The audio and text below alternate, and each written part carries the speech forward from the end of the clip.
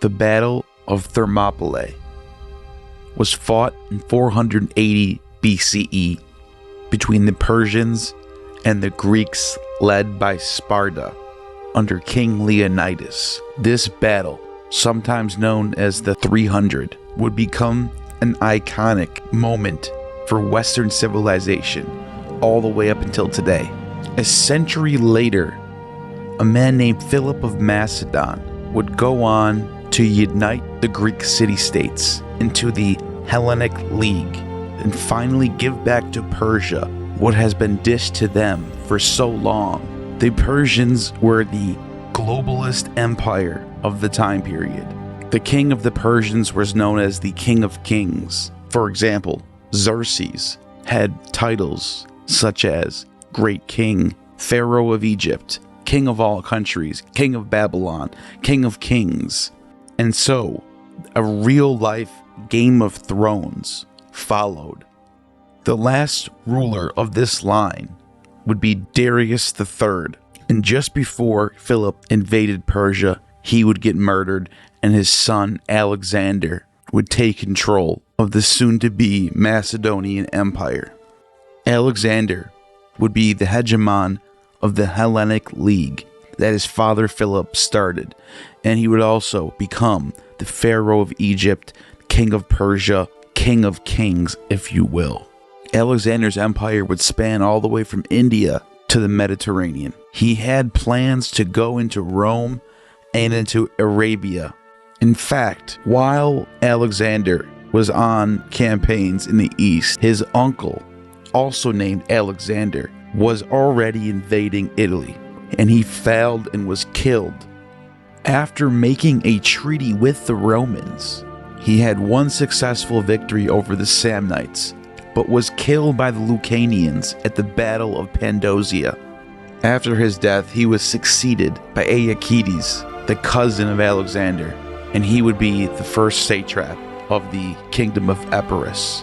This would be important for the rise of Rome. When Alexander dies, the empire is divided up and sliced up into satrapies, in the same way that Cyrus had his kingdom laid out. Except at this point in time, there is no King of Kings, if you will. So the Game of Thrones begins at this moment.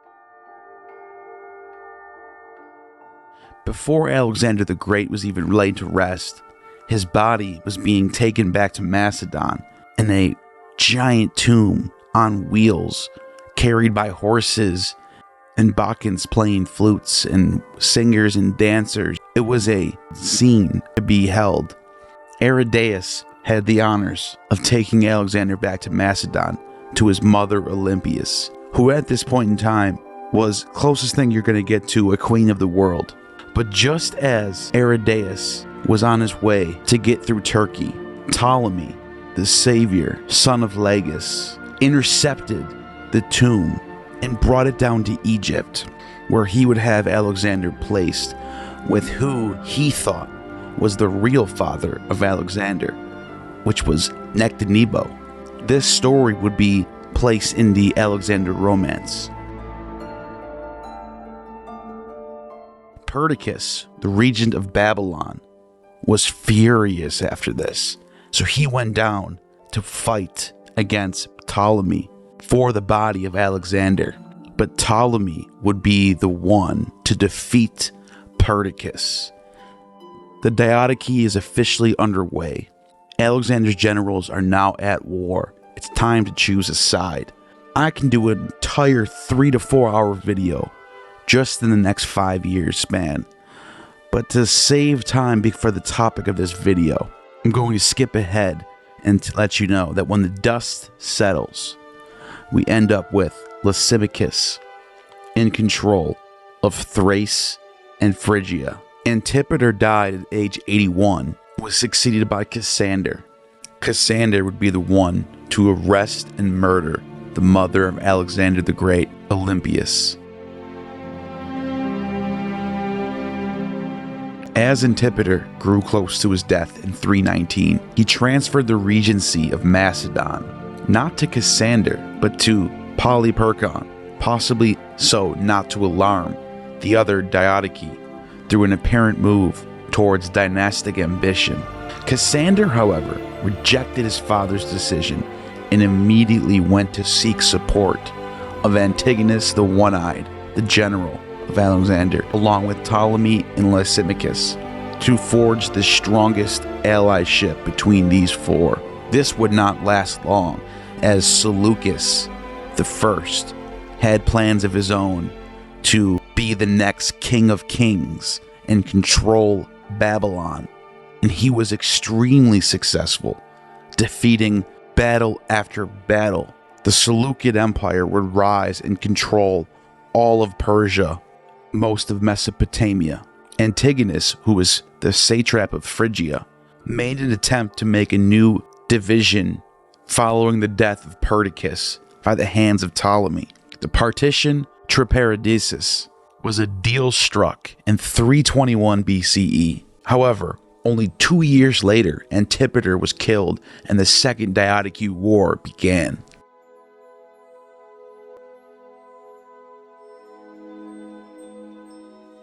Cassander would stand out in these wars as being the most hostile to the memory of Alexander because of what he did to his mother and how he was opposed by the kingdom of Epirus, the last stand of remnant from Philip and Olympias. He would have Alexander IV, Roxana, and all of Alexander's supposed illegitimate sons executed, and lied to Olympias when he said that he would spare her life. He would then move the capital from Pella to Thessalonica, which he named after his wife. It would be the Antigonids who would get the revenge. Demetrius of Macedon, the son of Antigonus the One-Eyed, served as the highest general under both Philip and Alexander. I will be doing an entire video on Demetrius. He would even be worshipped in his lifetime and be given the title of Savior, Soter.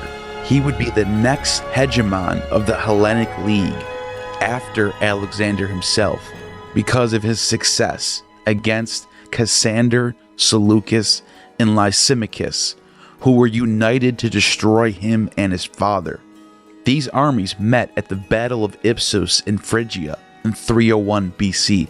Antigonus was killed, and Demetrius, after sustaining severe losses, retired to Ephesus.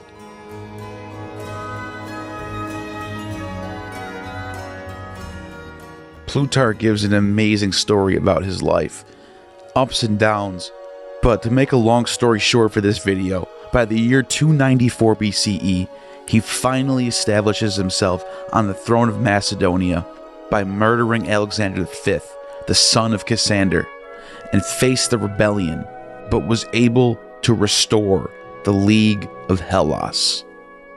This was when finally the dust was settling after the third Diadochi, later be known by historians as the Kingdoms of the Diadochi or the Hellenistic period, from 275 to 30 BCE, when Augustus would take control and win the Game of Thrones.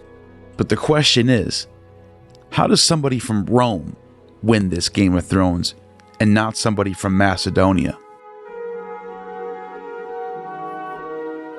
As I mentioned, the dust is finally settled. Lysimachus is in control in the north, Kingdom of Epirus in the west, Seleucids control of Asia, and Ptolemy is in control of Egypt. Demetrius was a god in his lifetime. People thought that he was the god Dionysus. Plutarch compares him to Mark Antony, and there's a lot of good reasons for this. Both of their lucks would run out before they could even become as great as they were supposed to be. In 288 BCE, Demetrius was totally forsaken by his troops on the field of the battle, and he surrendered to Seleucus. Seleucus would let him live in the court in Babylon. However, he died as a drunken decadent not long after this. There are many tragedies and plays and operas dedicated to his life. Which brings us to the next chapter of this story, Pyrrhus of Epirus.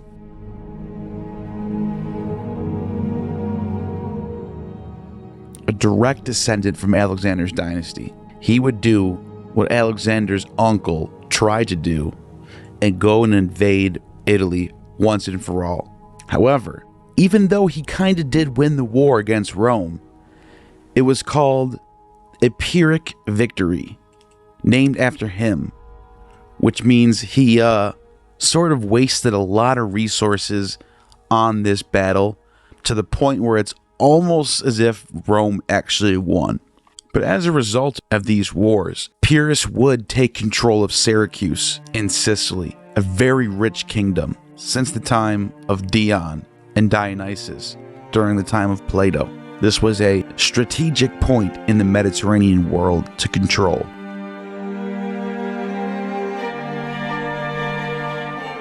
Seleucus was now calling himself the King of Kings.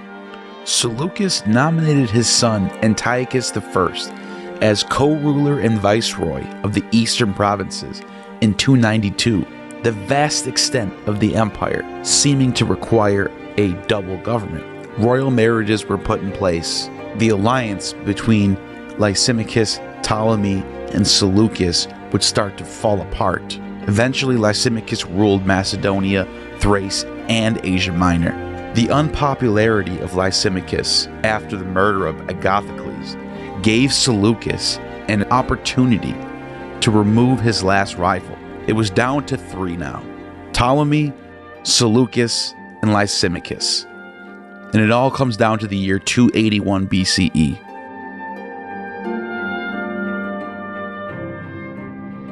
In a true Game of Thrones style, Ptolemy Caranus would be the breakout superstar of this story. This is where shit gets crazy. Ptolemy Caranus, whose name means thunderbolt, known to be impatient and a destructive character. He was the eldest son of Ptolemy Soter, the king of Egypt, born around 319 BCE. He was in line to be the next king of Egypt and king of the Ptolemies. However, because of his destructive character, Ptolemy chose the second son, Ptolemy Philadelphus, to be the heir of the throne. Because of this, Ptolemy Caranus angrily left the kingdom and went to Seleucus. Following his departure from Egypt, Ptolemy Caranus went to the court of Lysimachus, who was ruling in Macedon and Thrace and Asia Minor. Lysimachus's court was divided on the question of if they should support Caranus or not. On one hand, Lysimachus himself was married to Ptolemy II's sister, Arsinoe II. On the other hand, Lysimachus's heir, Agathocles, was married to Caranus's full sister, Lysandra. Lysimachus ultimately chose to support Ptolemy II and sealed that decision at some point between 284 and 281 by marrying his daughter Arsinoe to Ptolemy II. This is where things get crazy. The course of events of how this played out is very unclear, and it's almost going to sound unbelievable. But Ptolemy Caranus by himself was able to carry out the murder of Agathocles, which led to Seleucus invading Lysimachus's territory and then defeating Lysimachus, which brings us to only 2 people left in all of the Diadochi, Seleucus and Ptolemy. And Ptolemy's son then murdered Seleucus behind his back because he thought he had his support. Caranus was placed in the court of Seleucus following his help against Lysimachus, but seeing the opportunity to gain, Ptolemy Caranus was able to kill Seleucus and become the king of Macedonia. So within 1 year, the year 281 BCE, both Lysimachus and Seleucus are now dead, and Ptolemy the Savior, Ptolemy Soter, is the last standing general, the last king of all the Diadochi. He's kind of the winner of this Game of Thrones. But obviously, it's not over yet. There's still this tension between son and father.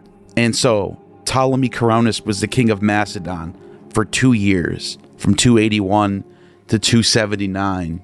And in January of 279, a group of Gauls, led by Bulgius, invaded Macedonia from the north. And Ptolemy Coronis was killed in this invasion. And that was the end of this sporadic and almost unbelievable turn of events in the Diadochi.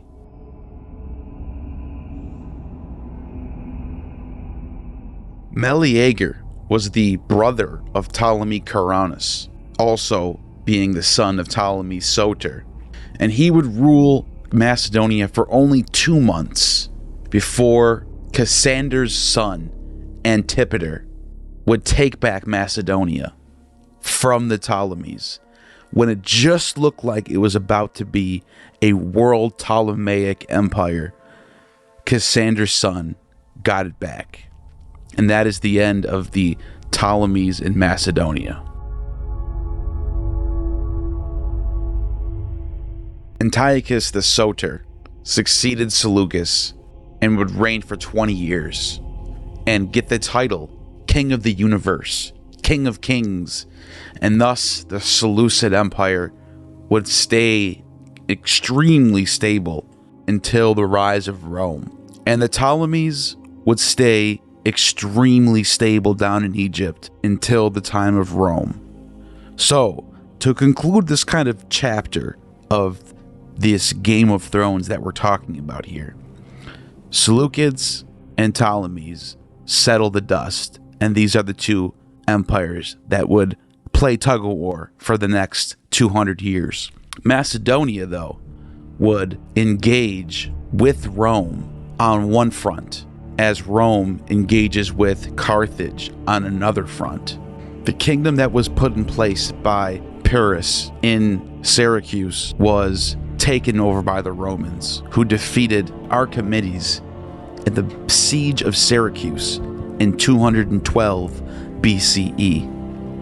The rise of the Roman Republic would ensue from this, and Carthage would now be on the front of this war against Rome.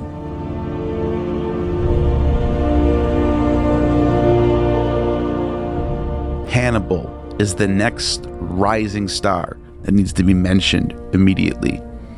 Born in 247 BCE, he was a Carthaginian general and statesman who commanded the forces of Carthage in the battles against the Roman Republic. He is arguably the greatest military commander in world history. Even after being defeated, he cannot die. It's almost as if he lives forever. And it seems that way because his name just keeps popping up over and over again, even after it seems like he's defeated. Siege of Saguntum, Second Punic War, Battle of Rome Crossing, Battle of Nola, Battle of Ticinus, 3 battles of Nola, Battle of Trebia, Battle of Tarentum, Battle of Lake Trisium, Battle of Cope, Battle of Numidia, 2 battles of Rumanonia, Battle of Canusium, Battle of Crotona, Battle of Tarentum, the Battle of Zama. And finally, when Scipio was able to defeat Hannibal, he didn't kill him. Hannibal still goes and leaves Carthage and becomes allied with the Seleucids against Macedonia and Rome. As I said, he's indestructible. Hannibal does not die. He would live out his days in Turkey, in the location where a new Mithridatic empire would rise up.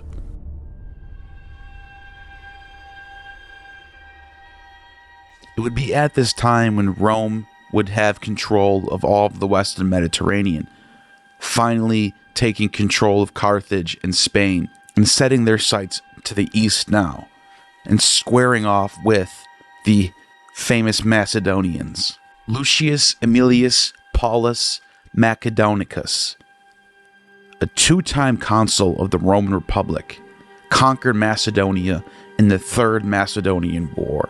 The Third Macedonian War was fought between Rome and King Perseus of Macedon, the final successor of the Macedonians that goes all the way back to Philip and Alexander, and Antigonus the One-Eyed. And when Philip V of Macedon was killed, he was succeeded by Perseus. Perseus was the last king of the Antigonid dynasty and the last Macedonian who can trace his roots back to the time of Alexander. As I mentioned, he was defeated by Lucius Aemilius Paulus, but was able to live in the court at Rome and live out the rest of his days in good conditions and very famous as well.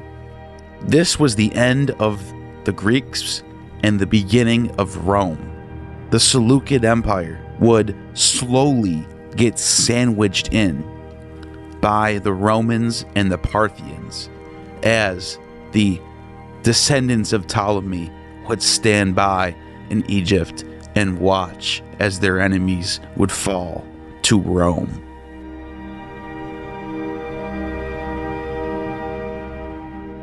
Jugurtha was the grandson of the first Numidian king Massinissa, who ruled from 202 to 148 BCE and funded Hannibal against the Romans. Gaius Marius, one of the old Roman Republic heroes who served as consul for many years, squared off against Jugurtha, whose father supported Hannibal and assisted him in the Battle of Zama in the Second Punic War. Jugurtha and his family had been long enemies of Rome. Marius and Sulla would team up to defeat Jugurtha. With the surrender of Jugurtha and the end of the war, Marius returned to Rome in triumph, where he would be elected consul, unprecedentedly, for every year from 104 to 101 BCE, something never been done before. And after a brief celebration of his triumph, Marius marched northward. Sulla would join him, which begins the climax and topic of today's video. And yeah, that was a long lead up, but it was fun, wasn't it? Right? Anyways, Sulla would join him, where he would defeat the rebellious Germanic tribes in 102 BCE. Despite these victories over Jugurtha and the Germanic tribes, these two men, Marius and Sulla, would soon become the first archenemies and civil war veterans of Rome. This would set the tone for the end of the Roman Republic and the beginning of the Roman Empire. There's a reason why I chose Sulla to be on the thumbnail of this video, to be the main character of this story. Because most people, when you're telling this Game of Thrones tale that really happened on planet Earth, usually start off with Alexander the Great and end somehow with Augustus, which is fine. I'm totally okay with that. But there needs to be credit where credit is due, and that's Sulla.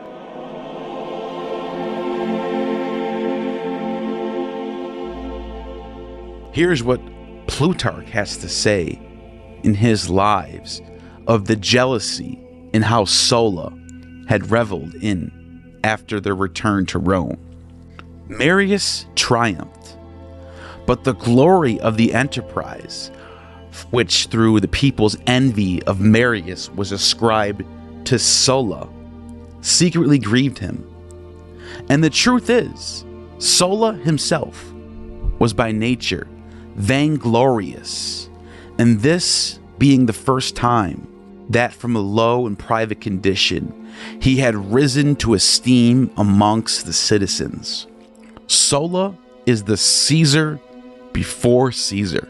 After a series of well-placed bribes and moves, Sulla would climb the political ladder by securing the position of Praetor Urbanus in 97 BCE, and later the proconsul to Cilicia, where he would remain until 92 BCE, which brings us to the Social War.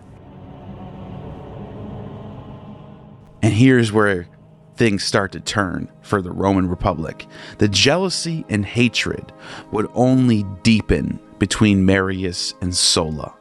The social war of allies from 91 to 88 BCE saw Rome face a revolt among the city's previously loyal allies in Italy, who demanded equal rights and citizenship. The war would end when Rome conceded to most of their demands by establishing a reputation for ruthlessness and brutality in the war. Sulla became Rome's first general, a distinction Marius had previously held. Plutarch again gives us more insight. After the war, Marius was unable to render any great service and proved that military excellence requires a man's highest strength and vigor. Sulla, on the other hand, did much that was memorable and achieved the reputation of a great leader among his fellow citizens, that of the greatest of leaders among his friends, and that of the most fortunate even among his enemies. Sulla was finally rewarded his first consulship in 88 BCE, but this would come after the famous Mithridatic Wars, which would put Sulla on the map. And once again, the reason why I selected him as the true winner of the Game of Thrones. In the east, Mithridates Eupator of Pontus was causing problems, and his kingdom would rise up as the Seleucids would fall, as the Parthians would rise, and as the Ptolemies would kind of chilling out down in Egypt. Mithridates was the real deal at this time. And so, in 104 BCE, Mithridates invaded the provinces of Galatia and Paphlagonia, and after an invasion of nearby Bithynia, he withdrew when issued a warning by the Roman Senate. However, he soon disregarded the warning and attacked 3 Roman legions sent against him. He had all Italian residents' property confiscated and ordered the locals to kill all Italians. The end result was economic chaos, bankruptcy for many in Rome. Sulla, the hero, would rise and was given the command of the Roman forces to face this evil enemy, Mithridates. However, the tribune, Publius Sulpicius Rufus, blocked the order and, calling the elderly Marius out of retirement, awarded the command to him instead of Sulla. Marius was nearly 70 at the time, entered the fray, embittered, seeking vengeance. Sulla was irate. Not only was possibly victory stolen from him, the fame, the triumph, the glory taken from Sulla and given to Marius, but the spoils of war as well, the riches, the money, the gold. So realizing that Sulla had the support of the army, 6 legions, 30,000 men, he said, you know what? I'm going on my own. And so, as Plutarch writes, Sulla shouted orders to set fire to the houses, and seizing a blazing torch, led the way himself, and ordered his archers to use their firebolts and shoot them up at the roofs. This he did not from any calm calculation, but in a passion, and having surrendered to his anger the command of his actions, made his entry by the aid of fire, which made no distinction between the guilty and the innocent. Now, with fighting breaking out in the streets and the Senate against him, Sulla realized his best decision was to withdraw to the east and win battles to get famous. He escaped the city with the 6 legions, chose to march against Mithridates. Marius returned to Rome, initiating 5 days of murder and plunder, where he was again declared consul, only to die shortly afterwards in 86. Many of Sulla's supporters were executed.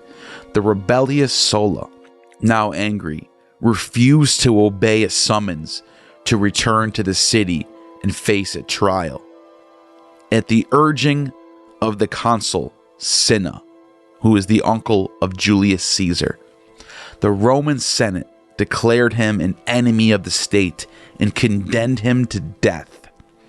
Ignoring all of this, Sulla continued eastward, and not only did he defeat Mithridates, but crushed the rebellion in Greece and conquered Athens for the Romans. Sulla was now paving the way for Pompey and Caesar to win glorious battles all over the Roman Empire. And while he was in Athens, he earned a reputation for his ruthlessness by granting his men permission to pillage and murder as they saw fit, eventually destroying the very groves where the great philosophers Plato and Aristotle had reflected on the human condition. Even the ancient symbol of Athens, the Acropolis, was plundered. He would campaign for 5 years. When Sulla returned to Rome in 83 BCE, he took his army and crossed the Rubicon. Yes, Sulla crossed the Rubicon nearly 40 years before Caesar would do it. Sulla did everything Caesar did before Caesar did. In fact, Caesar would be brought in front of Sulla as Sulla sat as the dictator of the Roman Republic. And Sulla had the choice to kill Caesar because of his uncle Cinna or free him. And he decided to free him. And so Julius Caesar was at his knees in front of Sulla, life in his hands. Sulla was more powerful than Julius Caesar. And Julius Caesar at this time was extremely powerful too. He was Rex Sacrorum, the highest priesthood that is available in the Roman religion. Sulla would rip this from him and not let him serve. Caesar would have to wait until the death of Sulla for him to run as the Pontifex Maximus, which would then become the highest priesthood. And the Roman Rex Sacrorum was out of service all the way until the time of Augustus.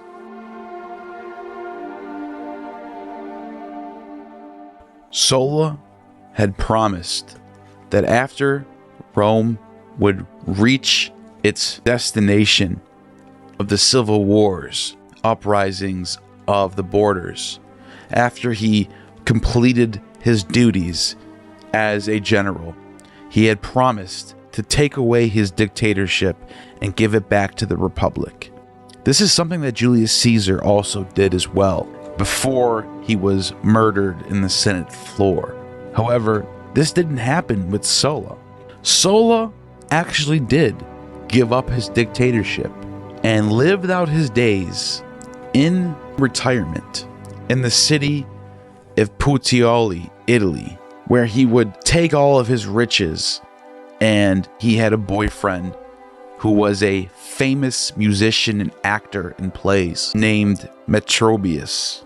And they would live out their days as drunken Bacchants, reveling and living it up until they died. Sulla would live till 60 years old. The last 2 years of his life was not a dictator. He was still doing political affairs up until his last week of his life, but he was not in the Roman Senate and had nothing to do with being a dictator in his last 2 years.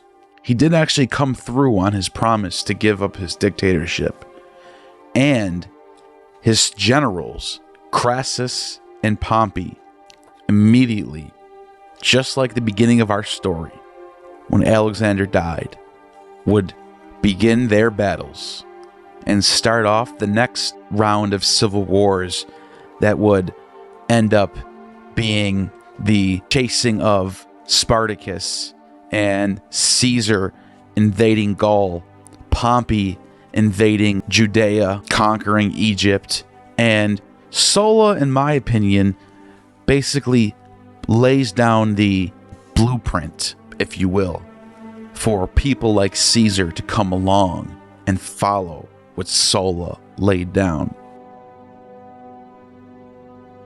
Caesar would win the civil war against Pompey. Rome would rise and take over all of the Mediterranean, stretching all the way to Babylon.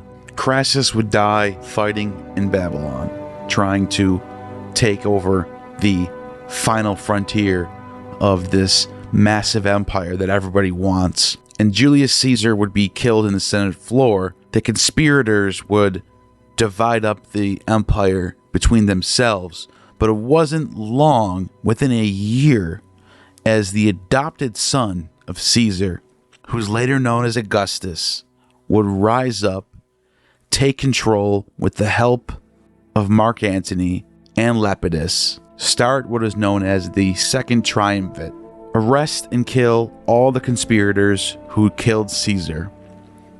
And then another civil war would break out between Augustus and Mark Antony. Mark Antony is compared with Demetrius the Soter by Plutarch. And this is a really interesting parallel that Plutarch lays out, because both of them are called Dionysus, and they both have a lot of luck until the end. They're both very successful until the end, where they are defeated by their rivals. And so Mark Antony is defeated by Augustus, and finally peace reigns at last. The Game of Thrones is finally over, and Augustus reigns for 40 years.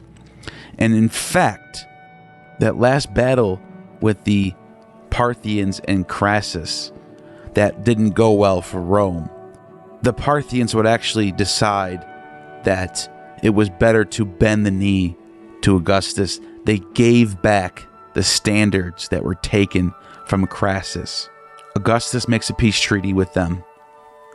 And to just put a cherry on top, King Porus of India, who has the same name as the King Porus who was king of India during the time of Alexander, would send diplomats all the way from India to meet with Augustus and to give tribute and give presents. One of them actually was initiated into the Eleusinian mysteries with Augustus. I just thought that'd be a cherry to throw on top to show what kind of power, what kind of respect this August one would have.